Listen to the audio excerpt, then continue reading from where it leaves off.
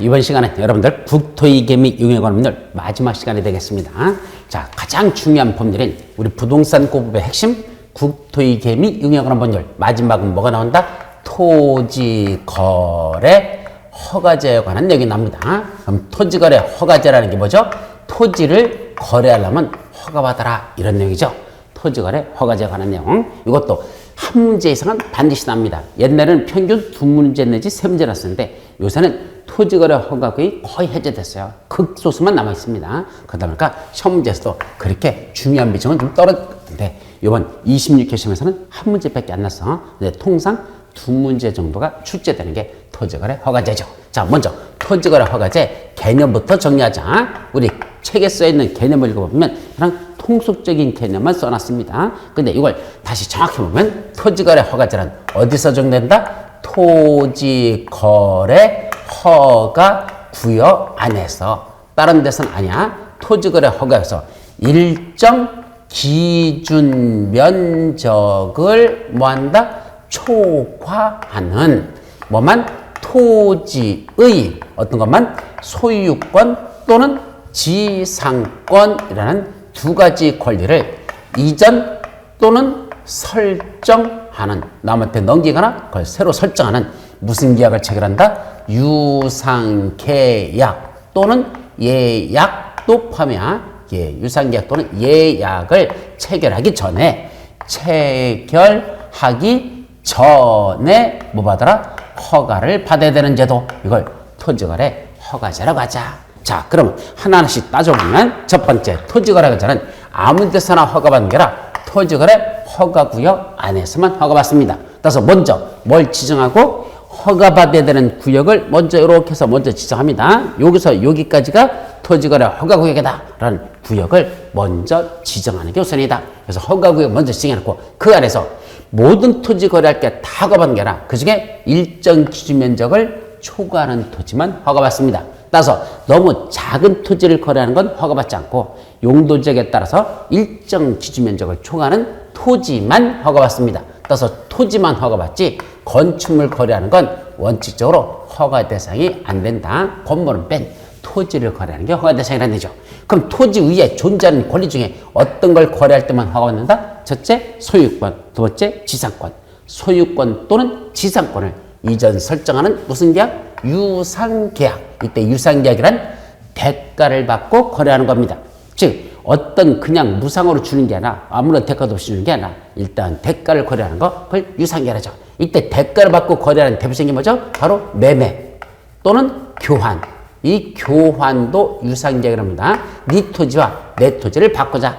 돈 받고 사고 파는 건 매매고 그 땅과 땅끼리 서로 바꾸는 건 교환이라고 합니다. 그것도 유상계약에 들어가고 현재 본계약만 체결한 게 아니라 가계약, 즉 예약을 체결할 때도 그 예약도 허가받도록 됐습니다. 그때 계약을 체결하기 전에 먼저 허가를 받아야 합니다. 그럼 계약 체결하기 전에 허가를 받아야 하는데 허가받지 않고 계약서 미리 쓰면 될까? 그런 계약을 체결할 때 허가를 먼저 받아야 돼. 그럼 계약을 미리 체결하면 그건 어떻게 될까? 그거는 계약서 미리 쓴 건 무효가 된다는 거. 그랬더니 아무런 효력이 없다는 거. 이게 토지거래 허가제의 개념입니다. 그럼 토지거래 허가제는 두 번째, 먼저 뭘 지정해놓고 토지거래 허가 구역을 먼저 지정하는 이런 내용이 되겠죠. 그래서 첫 번째는 토지거래 허가 구역을 지정하자라는 게 먼저 나오고 구역이 지정되고 나면 그 안에서 일정한 거래 계약을 체결할 때 그 중에 허가받는 것, 허가가 나온다 이런 말이죠. 그럼 먼저 허가 구역을 지정하자. 첫째, 누가 지정할까? 당연히 지정권자가 나와야 되겠죠. 항상 주체가 먼저니까. 이거 원칙은 누가 지정할까? 누가 지정할까? 둘 이상의, 이건 둘은 원칙이라고 하면 둘은 나눠져요. 둘 이상의 시군 구에 걸쳐서 지정하는 건 누가 지정할까? 이 말입니다. 어디에 걸친다? 둘 이상의 시군 구에 걸쳐서 지정한다 그랬습니다. 저 말이 조금 어려워요. 자, 둘 이상의 시군구 걸치는 거 한번 보자. 여기가 어디더냐? 지금 현재 있는 여기가 서울특별시 강남구하고 그 옆에 서초구하고 이렇게 됐습니다. 그럼 강남구하고 서초구에 걸쳐서 토지거래 허가구역을 여기다 이렇게 지정하였다. 이게 바로 토지거래 허가 구역을 지정하는 걸 어디다 지정하였다? 강남구와 서초구에 걸쳐서 이렇게 정한답니다. 이거 누가 정할까? 이게 바로 둘 이상의 어디에 걸쳤다? 구에 걸쳐서 지정하더라. 이겁니다. 둘 이상의 구에 걸쳐서 정한다. 이때는 누가 정한다? 국토교통부 장관 자기가 직접 그때는 토지거래 허가를 정한다. 그때는 국토교통관이 정하라는 얘기입니다. 또 국기로만 그럴까? 아니야. 둘 이상의 시도 있겠죠. 어디가 있을까? 바로 여기 성남시가 있답니다. 그럼 성남시 있고 그 옆에 뭐가 있단다? 용인시가 있답니다. 그럼 성남시, 용인시에 걸쳐서 토지거래 허가를 정하자. 누가 정할까? 이렇게 정하는 거. 이것도 둘 이상의 어디 걸친다? 시, 군, 구 할 때 둘 이상의 시에 걸치는 거죠. 성남시, 용인시에 걸치자 하는 거. 이것도 국장이 정한다. 이 소리입니다. 또 구가 어딜까? 그 다음에 어디도 있을까? 저쪽 위쪽으로 가면 연천군이 있다 그랬죠. 그럼 저 위에 연천군이 있고 연천군 옆에 뭐가 있다냐? 의정부시라고 있습니다. 그럼 연천군과 의정부시에 걸쳐서 토지거래 허가를 정하자. 이거다 이렇게 정하자. 이거 누가 정할까? 그건 시, 군에 걸치는 거죠. 바로 둘 이상이죠. 시와 군에도 걸친단다. 그때도 누가 정한다? 이것도 국토교통이 정합니다. 이런 허가구역을 정하는 이런 것들은 누가 정하자? 국토교통이 정하지. 그런데 그게 아니고 어디다 정한답니까? 예적으로 같은 동일한, 같다는 건 이제 동일한 시, 군, 구의 일부에다 지정하는 건 이건 누가 정할까? 이건 도지사, 도지사가 지정하라. 이건 시도사가 지정권자다 라는 뜻입니다. 자, 그럼 동일한 시군 구의 일부 지역이라는 게 어딜까? 바로 여기서 따지면 성남시의 일부에다 이렇게 정한단다. 의정부시의 일부만 정한단다.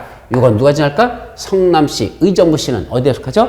경기도 성남시, 경기도 의정부시일까? 이건 경기도 도지사, 네가 지정하라. 이건 도지사 지정하죠. 그럼 서초구 일부 또는 강남구 일부에만 정하자. 이렇게 서초구 일부에만. 이건 누가 정한다? 서울특별시장. 이때 시도사니까 특별시장, 서울특별시장. 네가 직접 정하라. 이런 얘기입니다. 그럼 연천군 일부에다 정하는 건 누가 정할까? 그건 경기도 도지사가 정한다. 이겠죠? 연천구니까 경기도 도지사입니다. 이와 같이 동일한 같은 시군 구 안에 시나 군이나 구 안에 일부에만 이렇게 지정하는 건 그건 누가 정한다? 시도사니까 특별시장이나 광역시장이나 또는 여기 도지사들이 이자들이 지정권자가 된다. 요 말을 잘 조심합니다. 언뜻 보면요, 여러분들이 착각하기 아주 쉽사한 게 뭐냐? 자, 서초구하고 강남구에 걸쳐서 정한단다. 언뜻 생각하면 누가 할까? 당연히 이건 서울특별시 안에다 걸쳐서 정하니까 서울특별시장이 정할 것 같죠. 요게 착각하기 쉬운 겁니다.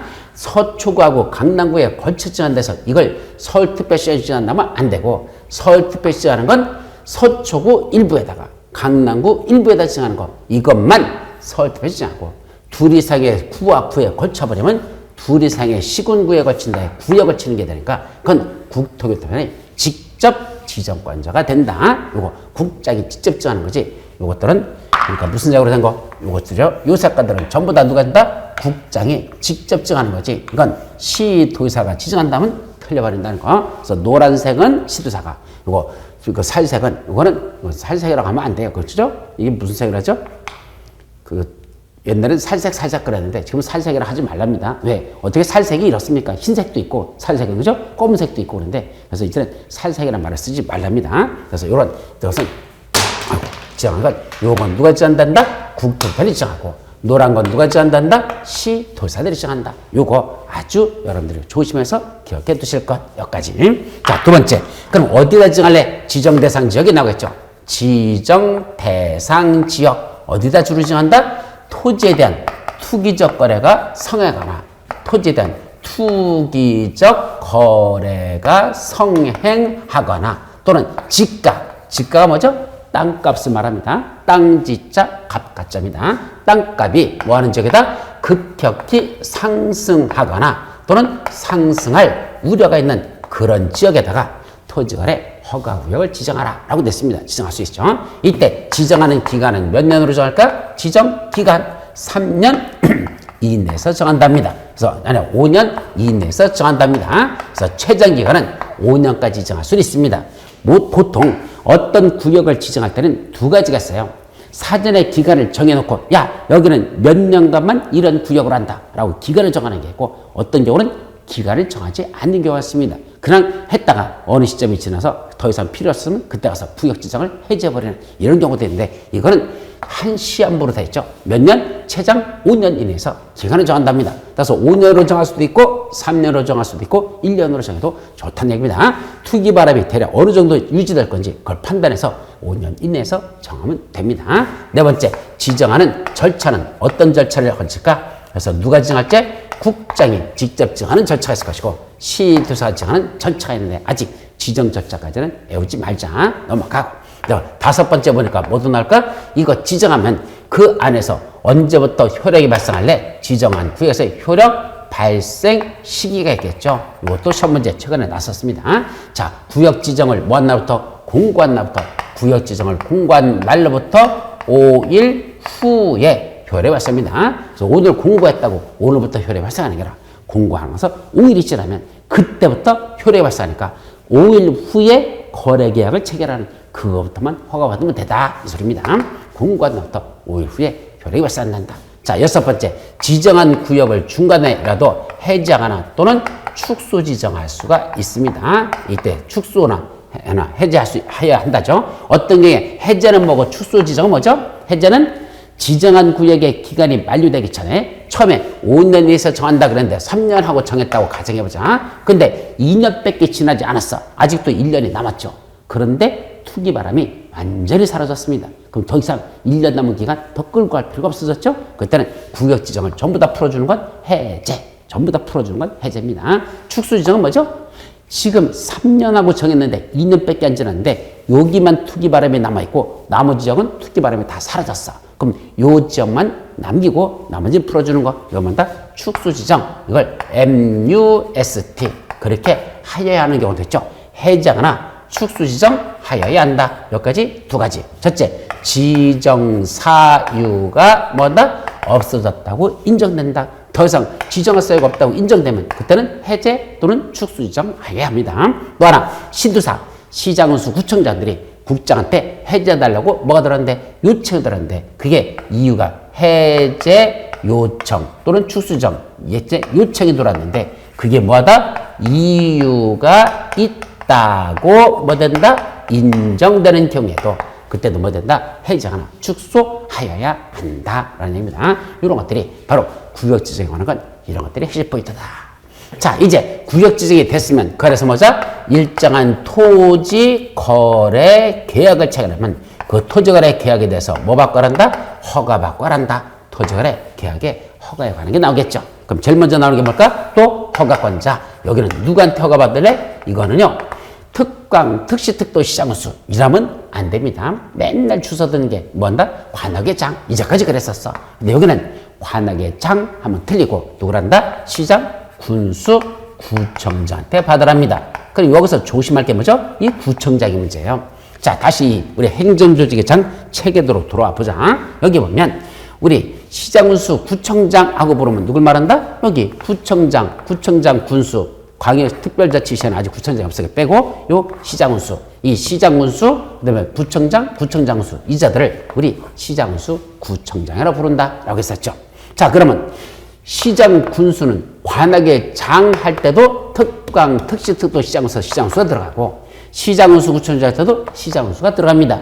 따라서 성남시나 또는 과천시나 또는 연천군에서는요 관악의 장이 한다 그래도 시장군수고 또 시장군수, 구청장이 한데도 그때도 시장군수서 동일합니다.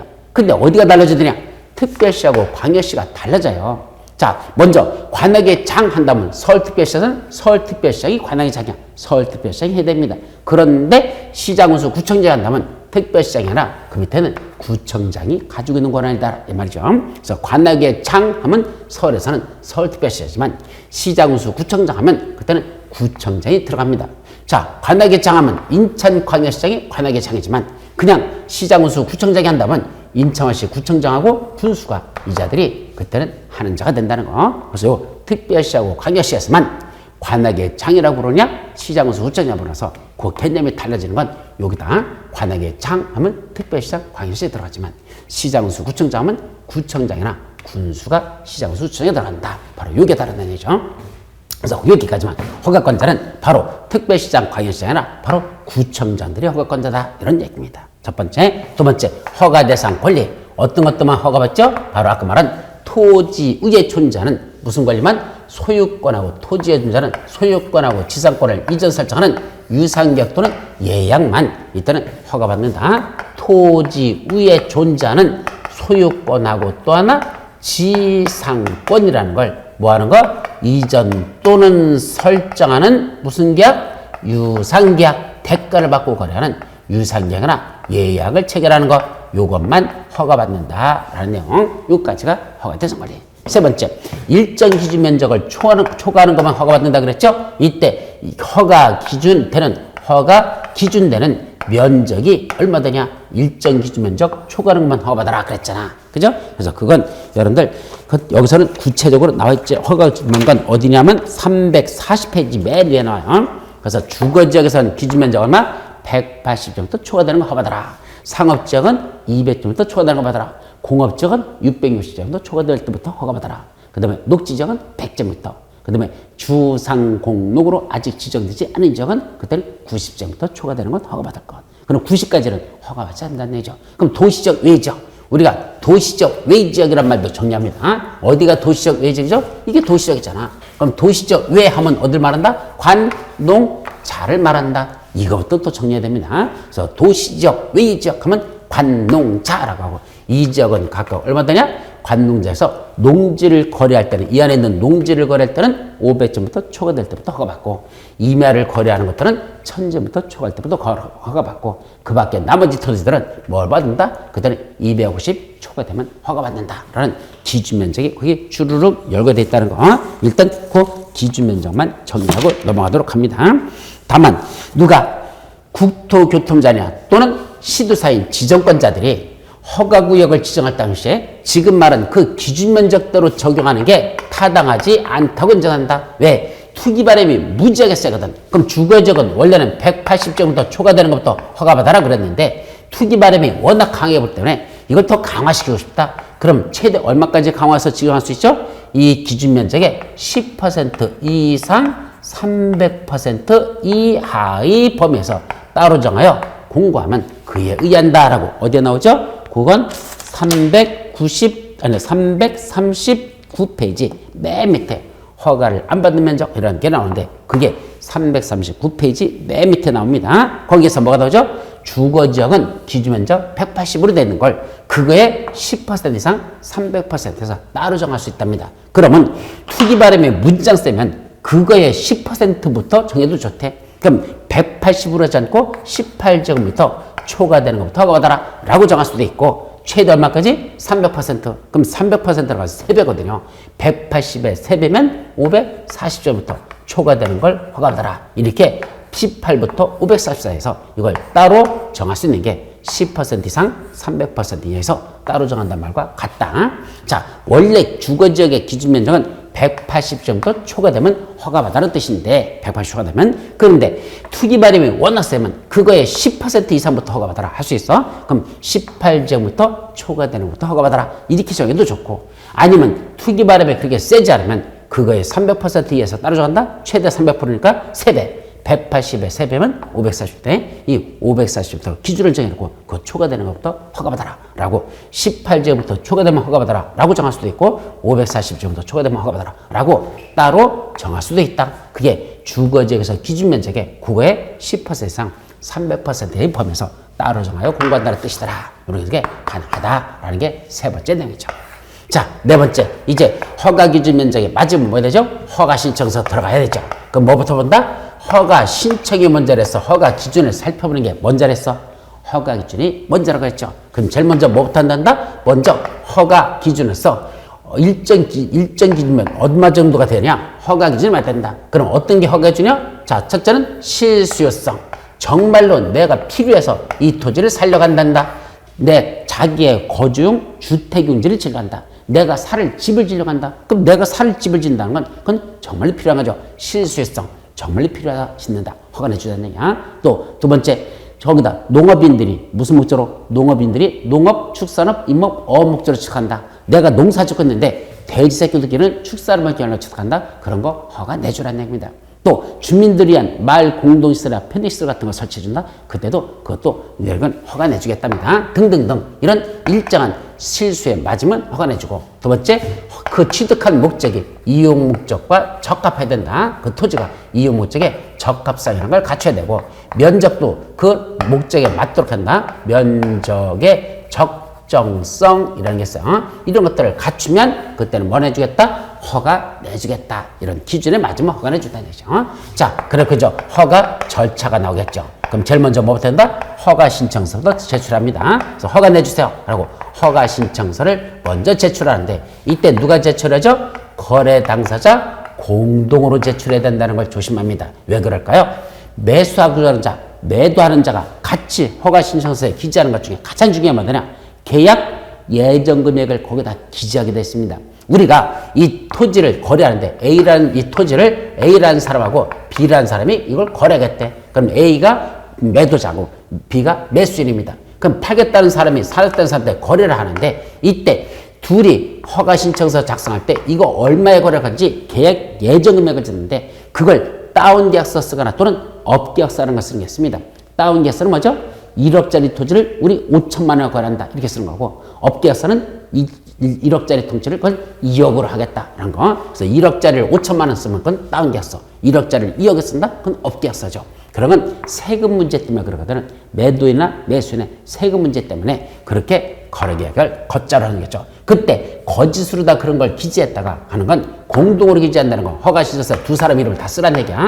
그랬다가 나중에 허위로 판명되면 그때는 두 사람 다 처벌해버리겠다 이런 뜻입니다. 그래서 공동으로 제출하는 건 그 허가 신청서 내용에 대해서 둘이 공동으로 책임지란 말과 똑같다. 그래서 허위를 기재됐다 나중에 적발되면 두 사람 다 처벌하겠다는 게 허가 신청서 제출할 때 공동으로 제출합니다. 그럼 허가 신청서를 접수한 허가권자가 일단 조사부터 합니다. 그래서 내용에 하자가 없는지 조사하죠. 그 다음에 허가 또는 불허가 처분하는 게 떨어집니다. 허가, 불허가 처분하죠. 언제까지 하죠? 민원사무 처리기간이라고 돼서 민원사무 처리가는 법률에 따른 민원사무 처리기간 내에 허가처분 또는 불허처분을 하게 됐습니다. 요 민원사무 처리기간이 며칠일까? 원래는 15일로 됐어요. 그래서 허가 시절 들어간 날을 포함시켜서 15일 이내에 허가 또는 불허처분을 해야 됩니다. 만약에 허가냐 불허처분한 걸 15일 내에 결정해서 통보하지 않으면 어떻게 될까? 불허가 처분입니까? 아니야. 만약에 이 15일 내에 통지하지 않으면 그때는 민원사무 처리기간에 통지하지 않으면 그때는 어떻게 될까? 허가 받은 거로 봅니다. 언제? 민원사무 처리기간이 끝난 날의 다음 날. 그래 15일이라는 날짜 끝난 날의 다음 날 자동 허가 처분 받은 거로 본다라는 거. 그래서 이 기간 내에 처분이 되지 않으면 불허 처분, 그때는 불허 처분이 아니야. 허가 받은 거로 본대요. 그래서 제일 빕스가 뭔지 아십니까? 빕스가 뭐라 그랬죠? 빙신. 이걸 빕스라고 합니다. 빙신. 자, 어떤 게 제일 빕스다? 14일까지 됐어. 자, A하고 B가 이 거래하려고 허가 시점에 들어왔는데 허가권자로부터 아무런 연락이 안 옵니다. 여기 허가권자한테 허가 시점에 들어왔는데 아무런 연락이 안 와. 그래서 몇째일째 되는 날? 14일째 되는 날 전화를 했죠.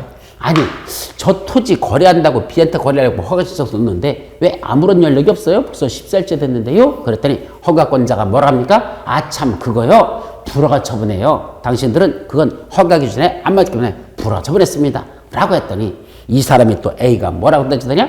꼬치꼬치 따집니다.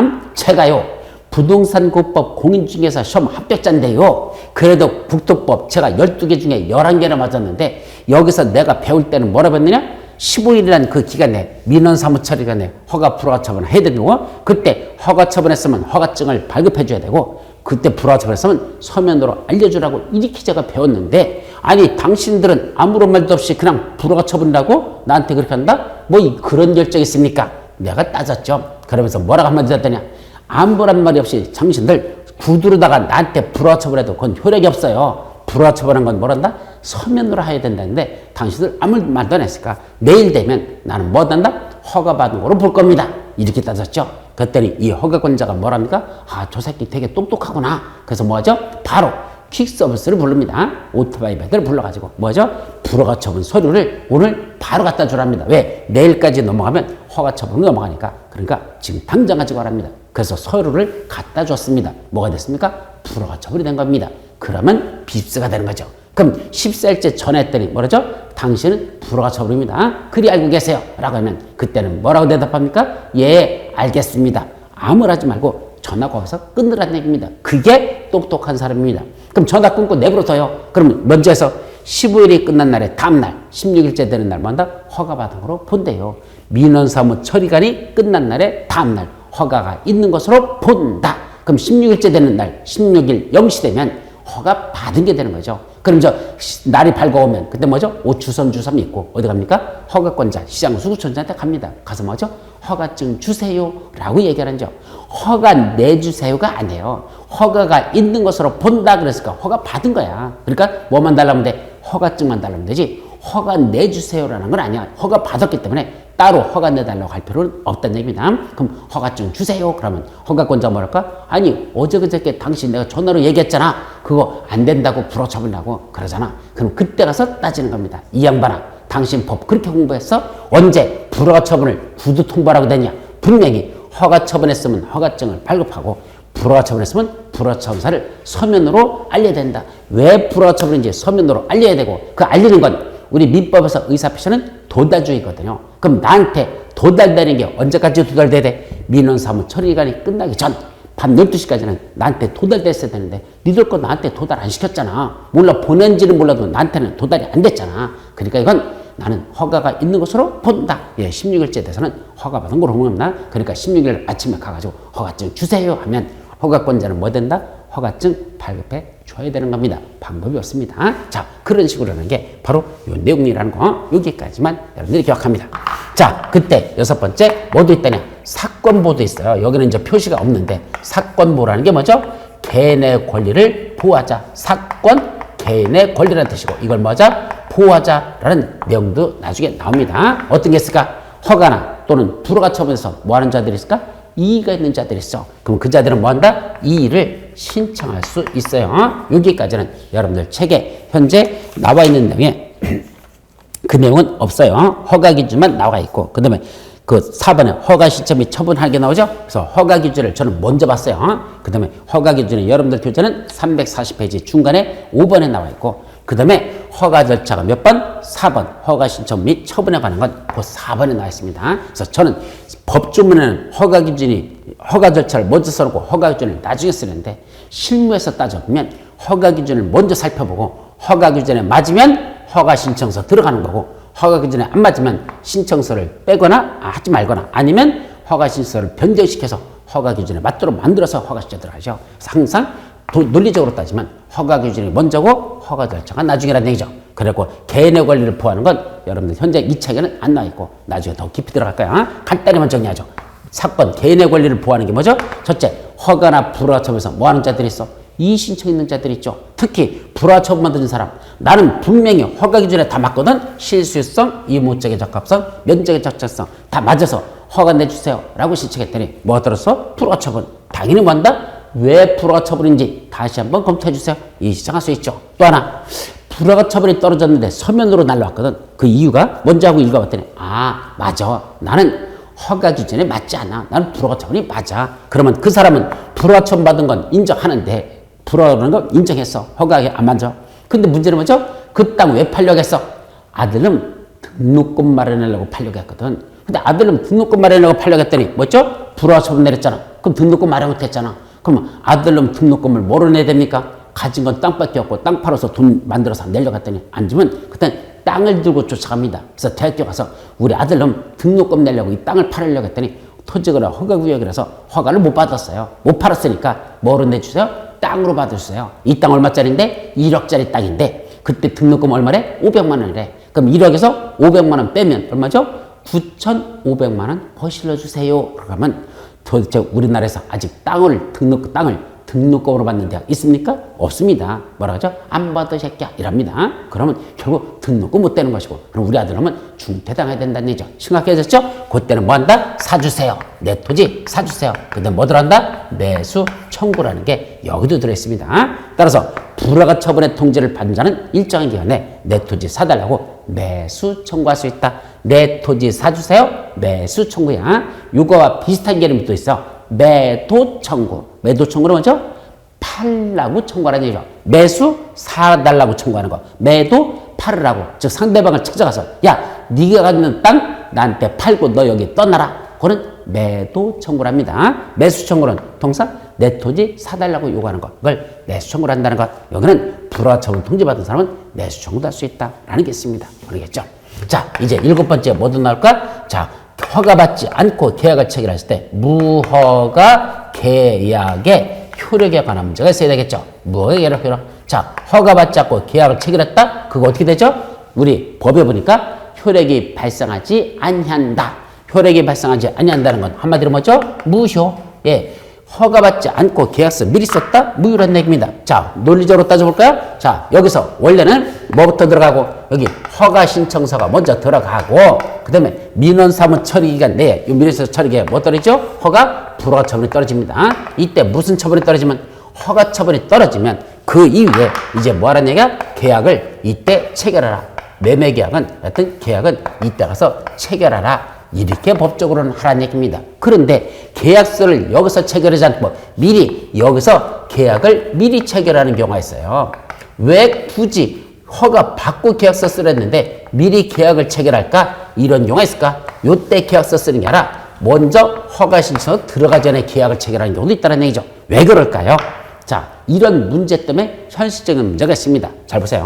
처음에 허가 신청 들어갈 때, 여기 허가 신청 들어갈 때 요 기간이 민원사무 처리 기간 내에 허가 불허가 처분이 떨어진다 그랬으니까 요 기간 내에 떨어질 겁니다. 근데 허가 신청서 들어갈 때 계약 예정 금액에다 적습니다. 아까 허가 신청서 제출한다 했잖아. 이 허가 신청서에 적힌 내용 중에 뭐 있다? 계약 예정 금액. 나중에 우리가 허가 받고 계약서 쓸 때 이거 얼마에 거래하렵니다 라는 계약 예정 금액을 허가처에 기재합니다. 그때 얼마를 기재하느냐? 이 땅 1억으로 거래하겠다. 이 A가 갖고 있는 이 땅을 1억에 거래하겠다고 계약 예정 금액으로 적었고 실제로 계약서 1억으로 쓰기로 약속했다는 얘기입니다. 자, 그래놓고 허가 신청서 들어갔고 민원사무 처리기간 아까 15일이라는 기간 내에 허가 처분이 떨어졌고 그로부터 5일이 지나가지고 계약서를 쓰려고 합니다. 근데 문제는 뭐죠? 1억짜리였던 이 땅값이 한 20일이라는 요 기간 15일 민원사무 처리기간 플러스 5일이라는 기간 계약서 쓰기 5일 이 기간에 20일 사이에 얼마가 됐습니까? 무려 2억짜리 땅이 됐다는 얘기입니다. 이런 땅을 무슨 땅이란다? 미친 땅 이렇게 말하는 거죠. 1억짜리 밖에 안 되던 게 갑자기 20일 만에 2억짜리까지 올라버렸으면 그럼 미친 땅이죠. 그럼 문제는 뭐죠? 계약서 쓸까? 계약 체결 못합니다. 뭐 받는데도 허가 처분을 받고도 계약 체결이 안 이루어집니다. 왜 이루어지지 않을까?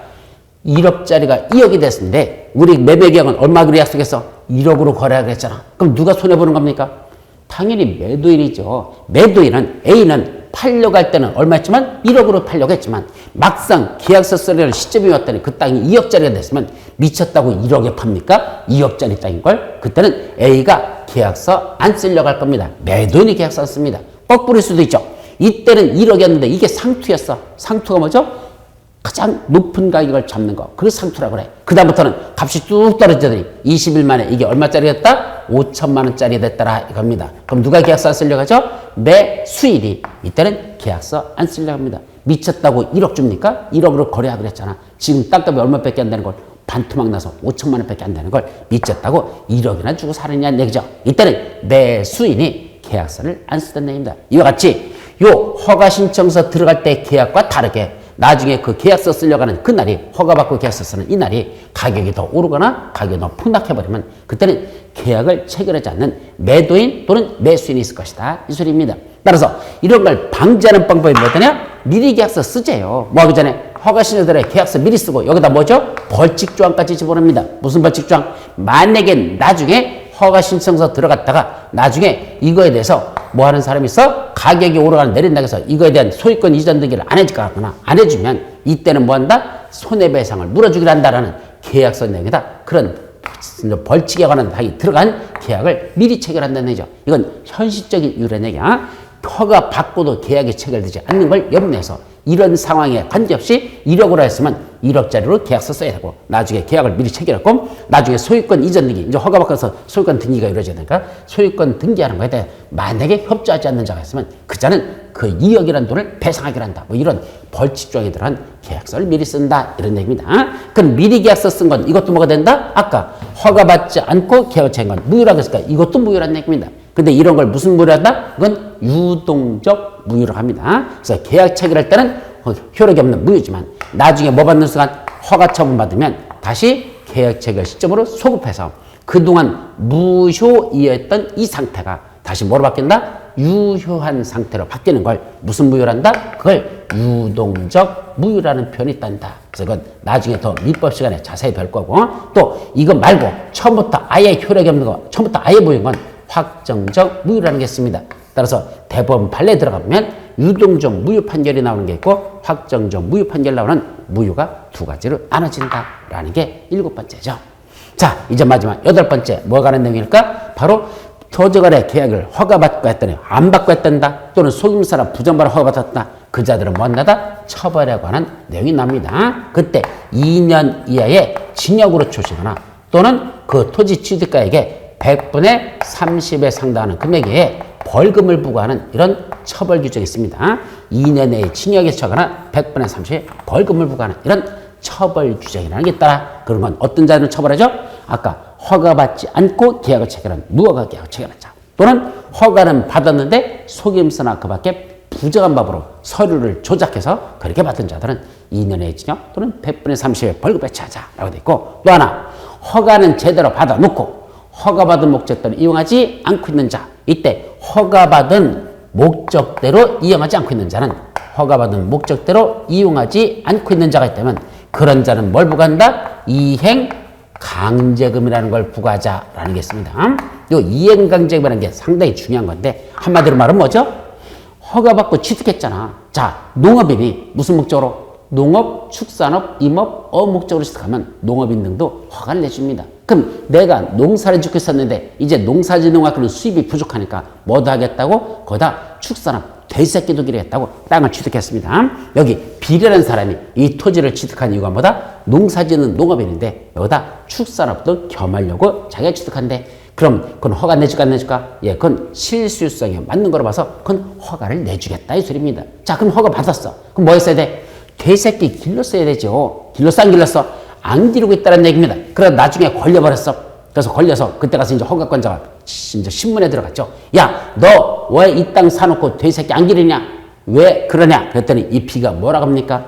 빕스입니다. 이제 빕스 같은 대답을 합니다. 빙신 같은 대답이죠. 뭐라고 합니까? 사실은요, 제가 이거 돼지새끼 기르려고 산 거 아니었거든요. 그럼 왜 샀는데? 그랬더니 제가 이 땅이 좋은 것 같아서 나중에 돈이 될 것 같아서 투기 목적으로 샀다는 얘기입니다. 사실대로 얘기하는 겁니다. 그러면서 뭐라 하죠? 근데 그냥 투기 목적으로 산다고 하면 좋아서 산다고 하면 허가 뭐 안 내준다고 남들이 그래가지고 근데 어떻게 하면 허가 받죠? 라고 물어봤더니 네가 농사짓는 농업이니까 여기다 돼지새끼 기른다고 얘기하면 허가 받을 수 있다 그래서 그래서 제가 돼지새끼 기르면 허가 받을 수 있다고 그렇게 얘기한 거지. 그래서 지가 진짜는 돼지 기를 생각은 없었습니다. 저는 돼지만 보면 몸에 두드러기가 나는 사람인데 어떻게 돼지를 기릅니까? 그냥 거짓말 한 겁니다. 요렇게 대답했습니다. 아주 솔직하게 대답했으니까 네 죄를 살이라? 아닙니다. 너는 나를 속여서 받았으니까 너는 2년의 징역 또는 100분의 30의 벌금에 처한다. 이건 형사처벌로 가는 일과입니다. 속임수나 그 밖에 부정한 방법으로 허가받은 자가 되는 거죠. 너는 속여서 받았다는 얘기입니다. 그러니까 너는 형사처벌 2년의 징역 또는 100분의 30의 벌금에 처벌한다. 이런 얘기입니다.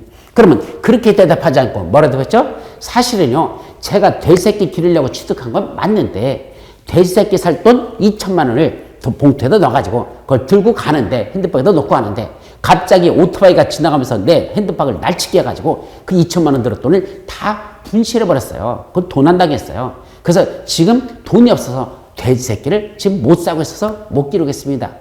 허가 받을 때는 돼지 기르는 목적으로 취득한 거 맞는데 지금 중간에 사정벽이 생겨가지고 돼지 살 돈이 없어서 지금 못 사고 있고 지금 열심히 돈을 벌고 있거든요. 돼지 살 돈을 지금 벌고 있습니다. 좀 이따 돼지 사러 갈 겁니다. 제가 돼지를 얼마나 사랑하는지 아십니까? 저는 나중에 돼지 사게 되면 우리 집에서 안 자고 돼지우리 들어서 돼지하고 같이 살 겁니다. 저는 그만큼 돼지를 좋아하거든요. 이렇게 말했어. 그 사람 뭐가 되죠?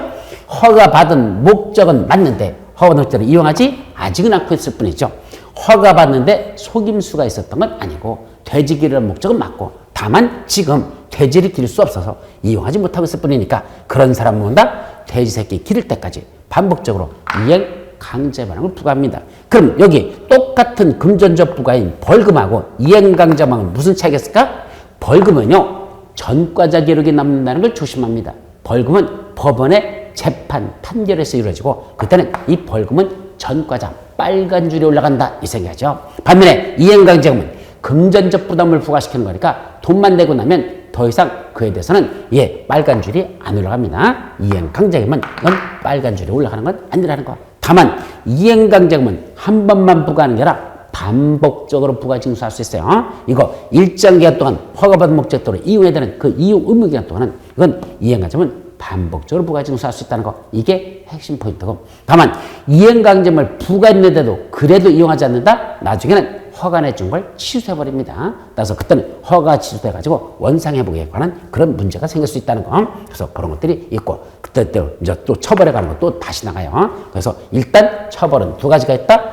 허가받을 때 허가받지 않고 기획을 체결하나 속임수나 부정부를 허가받으면 징역형이나 벌금으로 떼고 허가는 제대로 받았으나 허가받은 목적대로 이용하지 않고 있는 자에게는 이행 강제금이라는 금전적 부담을 반복적으로 부과시킨다는 것. 이런 내용들이 여러분들이 쭉 봐야 될 내용들이고.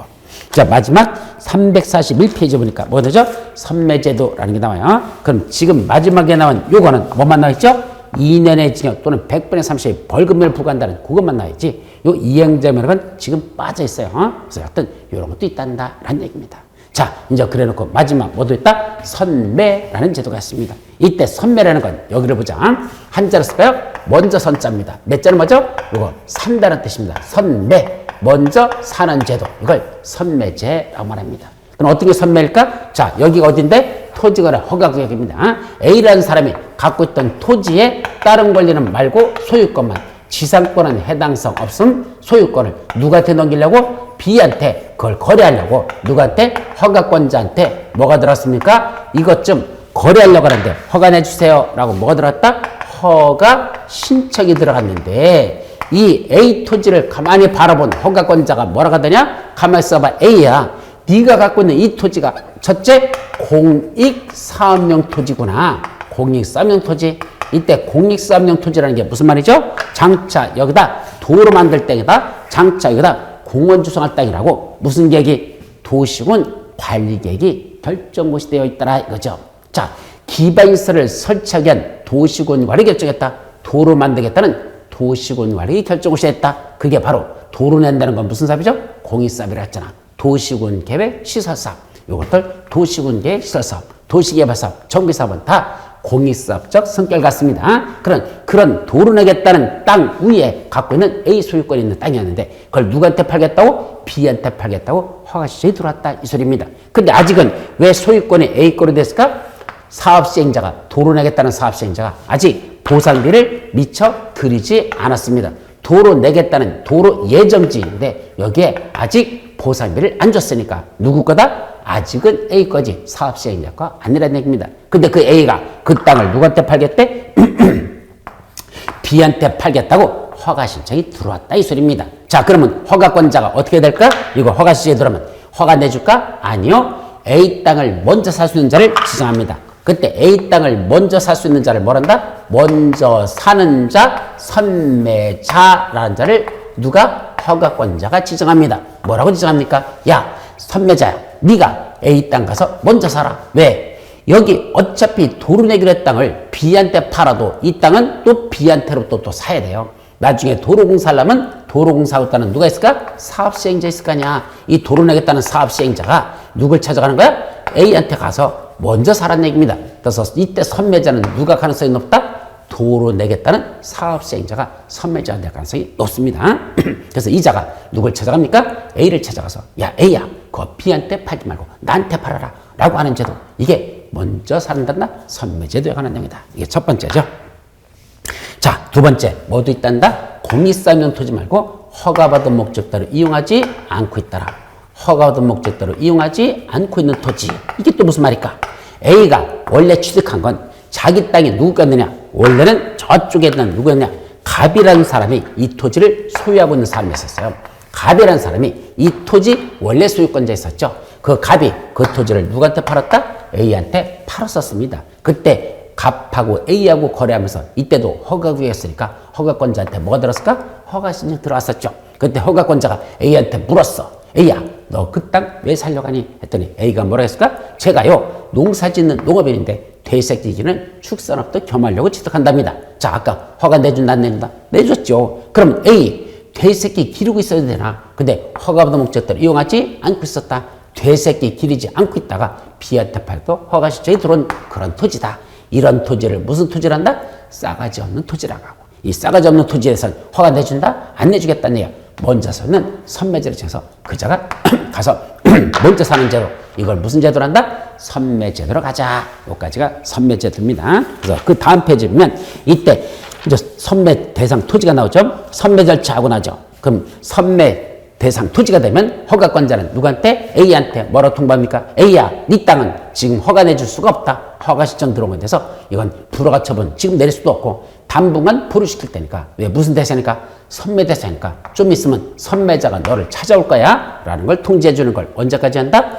민원사무 처리기간, 아까 15일 했었죠? 그 기간에 처리하고 그 다음에 이 허가 신청이 들어왔다 1개월 이내에 선매자를 지정합니다. 그럼 1개월 내에 선매자 지정받으면 선매자는 또 누구한테? A한테 15일 내에 선매 조건을 제시합니다. 네 거 내가 얼마에 사줄게. 조건을 제시하는 건 15일 내에 하고 선매 협의를 끝내는 건 1개월 이내에 됩니다. 선매자 지정 통지를 받은 날부터 1개월 이내는 선매 협의라는 걸 끝내야 된다는 그런 선매 절차가 나오는데 아직 그 절차는 외우지 않아도 돼요. 복잡하니까 그런 게 있다.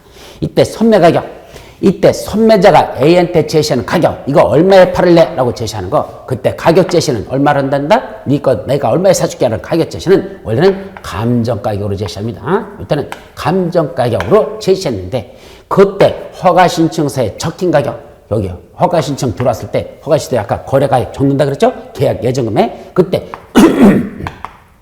그 적힌 가격이 뭐보다 더 낮단다? 감정가격보다도 적힌 가격이 더 낮대요. 그럼 두 사람 간에 거래하겠다는 가격이 감정보다 낮은 가격이래.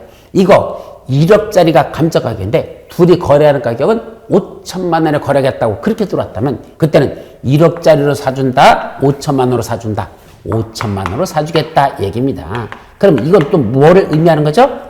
허가 신청서 들어갈 때 너무 쓸데없이 낮은 가격으로 써서 허가 신청 들어갔다가는 나중에 세금 혜택 받는 것도 없고. 왜? 어차피 세금은 공시가 정도를 기준으로 하니까 너무 낮게 적었다 해서 이게 좋은 게 아니라는 얘기야.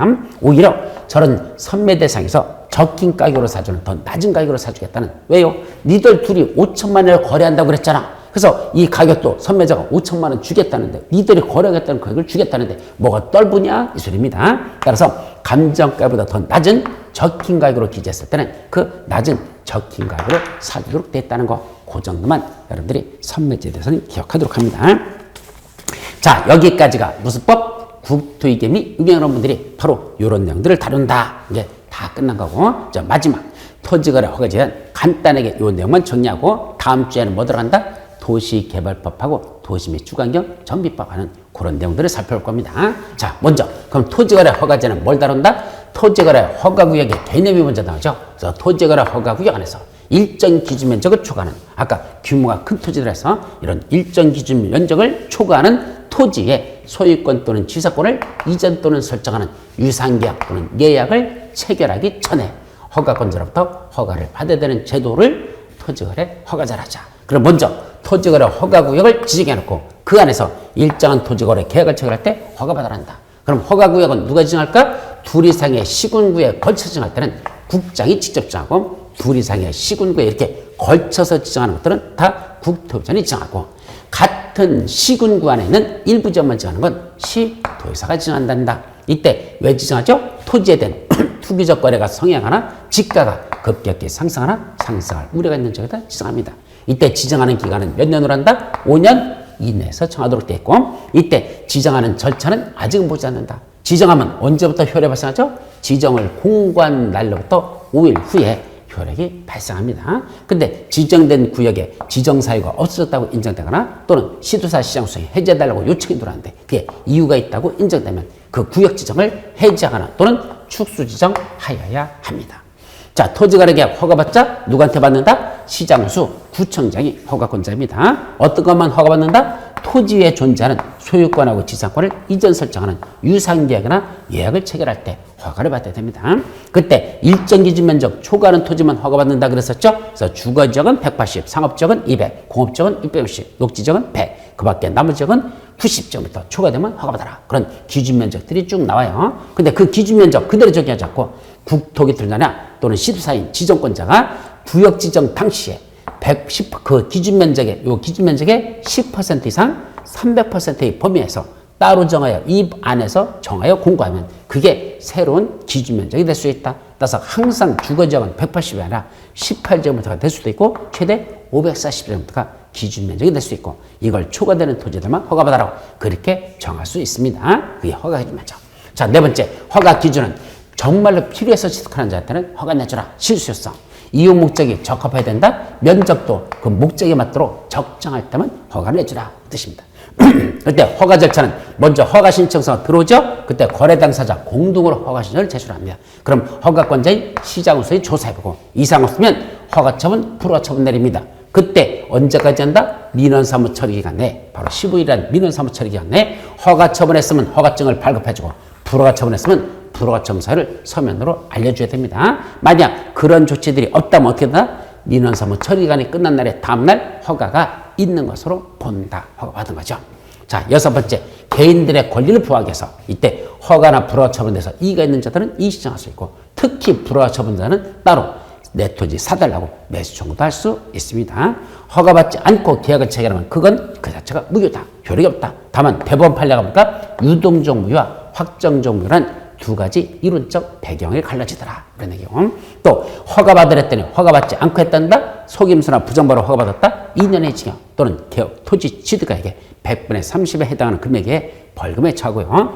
허가는 제대로 받아놓고 허가받은 목적대로 이용하지 않고 방치하거나 다른 자에게 임대하거나 그런 자들은 이행 강제금이라는 걸 부과한다는 것. 자, 선매제라는 건 뭐 선매제를 한단다? 토지거래 허가구역 안에서 A가 갖고 있던 소유권만 B한테 거래하려고 허가 신청이 들어갔는데 이 토지가 무슨 토지다? 첫째, 공익사명 토지, 도로 만들 거로 예정된 땅. 또 허가받고 허가받은 목적대로 이용하지 않고 있는 싸가지 없는 땅은 먼저 사주는 선매제를 지어서 선매자가 A한테 야, 그 땅 나한테 팔아라 라고 협의에 들어가는 제도를 선매제도로 한단다. 자, 여기까지가 토지거래 허가제와 관련된 전반적인 내용이 다 끝난 거고 여러분들 이 자료에 보면 그 밖에 해가지고 거기 보면 지가동향조사, 토지거래 상황 조사라는 게 있고 시범도시 지정이라는 게 나오고 타인의 토지 출입할 때 어떤 절차를 거쳐가냐 출입에 관한 거. 그 다음에 어떤 권한을 부여되는데 그 권한 받은 자들이 뭐 하는 자가 있죠? 그 권한 부여받는 과정에서 속임수나 부정만 써서 그런 권한을 부여받았대. 나중에 그 사실을 알았어. 권한 준 걸 취소시켜버립니다. 그때 취소하기 전에 불러다 놓고 야, 너 왜 그 짓거리 했는지 한번 얘기 좀 해봐라. 네가 왜 나를 속였는지 한번 얘기 좀 해봐라. 할 말이 있으면 해보라는 얘기입니다. 그런 정상참작하게 얘기를 들어보는 걸 무슨 절차를 한다? 청문 절차라는 게 있단다. 그래서 청문도 있다. 그런 게 나오는데 이건 나중에 본론 내용 왔을 때 그때 보도록 합니다. 자, 여기까지가 여러분들 국토위계 및 융에 관한 법률이 다 끝났습니다. 40문제 중에 12문제가 철수되고 이 국토위계 및 융에 관한 법률을 정확하게 여러분들이 이해하지 못하면 나머지 법률도 이해가 힘들고 더 중요한 건 시험 문제가 12문제가 나는데 그중에 최소한 10문제 정도는 여러분들이 맞춰야 공법에서 자신 있게 여러분들이 점수를 확보할 수 있다. 그래서 제일 중요한 법률이고 공부할 양도 많지만 꼭 넘어야 될 산이라는 거 여러분들이 명심하시고 국토위계 및 융에 관한 법률 좀 더 재미있게 꼭 따라오시도록 그렇게 해주시기 바랍니다. 자, 오늘은 여기서 마치고 다음 주는 보수법, 도시개발법하고 전비법에 관한 내용들 살펴보도록 그렇게 합니다. 여기서 마치도록 하죠. 자, 여러분 늦게까지 수고하셨습니다. 건강 조심하시고 다음 주에 뵙도록 합니다.